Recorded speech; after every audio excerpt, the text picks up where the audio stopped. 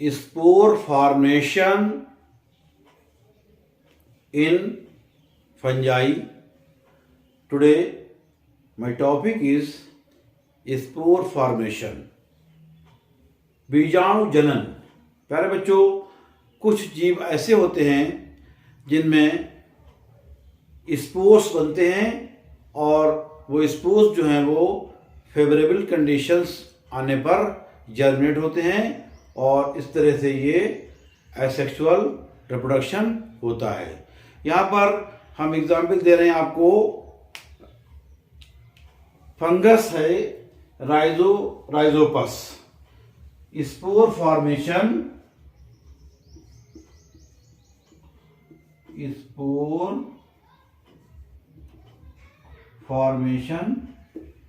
इन fungi Rhizopus. ये Rhizopus में ये किस तरह से स्पोर फॉर्मेशन होता है, ये कहलाते हैं स्पोरेंजिया.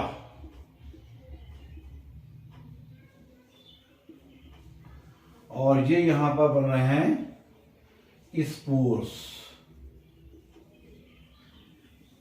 और ये कहलाते हैं hyphae.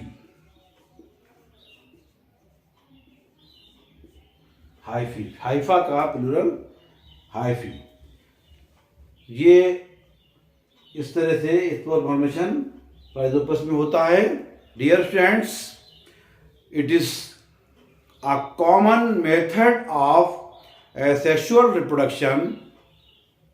It is mainly found in bacteria and fungi. In fungi like Rhizopus, spores are produced in specialized organs called sporangia. इनको कहते हैं sporangia. These are developed on fungal branches called hyphae. ये जो hyphae हैं fungal branches, इन पर ये develop होते हैं. During spore formation the nucleus divides several times with in the sporangia. Now each nucleus collect some cytoplasm around it and develops into a spore. Spores में develop हो जाता है. ये सारी प्रोसेस राइजोपस में होती है. When spores become mature, the sporangia get burst and liberate spores are reaching new location.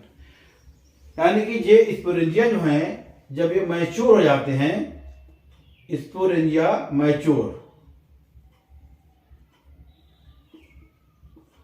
तब ये बस्ट हो जाते हैं और बस्ट होकर के ये स्पोर्स ये बाहर आ जाते हैं और न्यू लोकेशन पर ये जर्मिनेट होते हैं. Spores germinate to produce new fungal body. ये स्पोर्स जहां पर गिरेंगे तो वहां पर न्यू फंगल बॉडी या नया राइजोपस जो है वो जर्मिनेट हो जाएगा. Bacteria also reproduces by this method.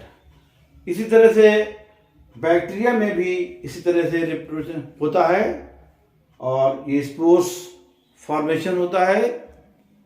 Under unfavourable conditions bacteria में produce resistant bodies like endospores, cyst, conidia and gonidia etcetera.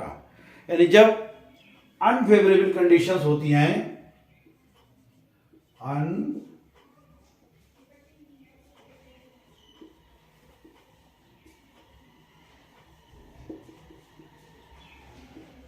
Unfavourable conditions होती हैं तब ये स्पोर्स जो हैं वो अपने आप को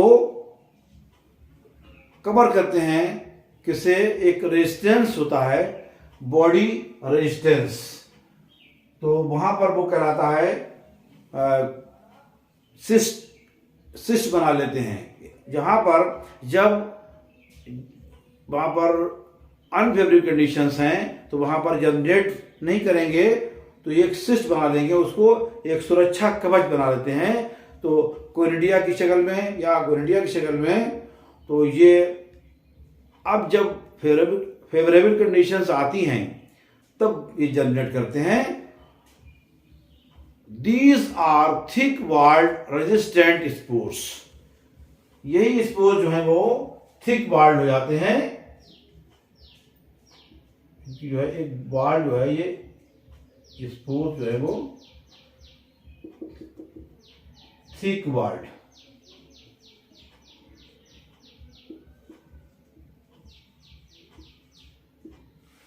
ये स्पोर्स जो ये वाले स्पोर्स ये थिक वॉल्ड हो जाते हैं और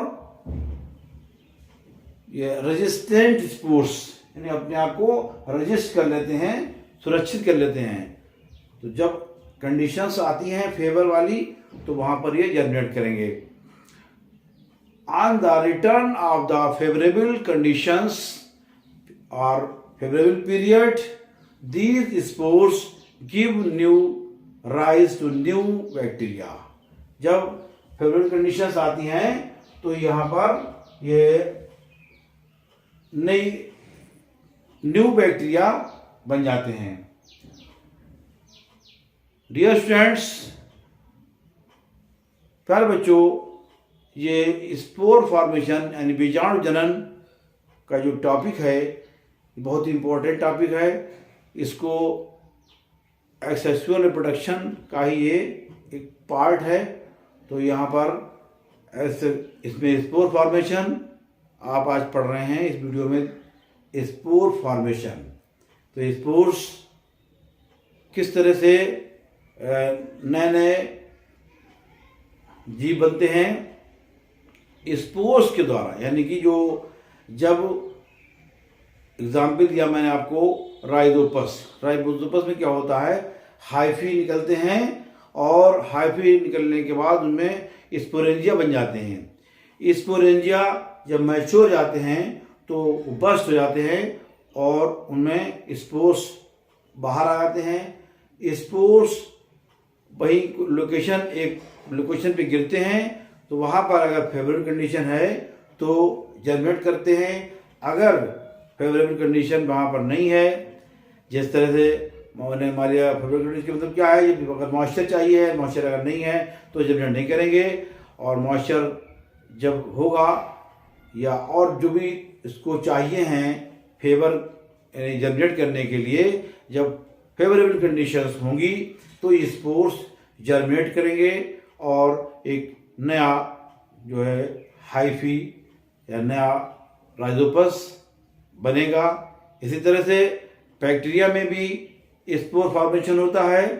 वहाँ पर ये बहुत ही लाखों की संख्या में होते हैं स्पोर्स और एक बैक्टीरिया से हजारों लाखों बैक्टीरिया जो है वो प्रोड्यूस हो जाते हैं। ये कहलाता है स्पोर फॉर्मेशन। प्यारे बच्चों, आज की इस वीडियो में इतना ही। उम्मीद है आपके समझ में ये टॉपिक आ गया होगा। Thank you, take care.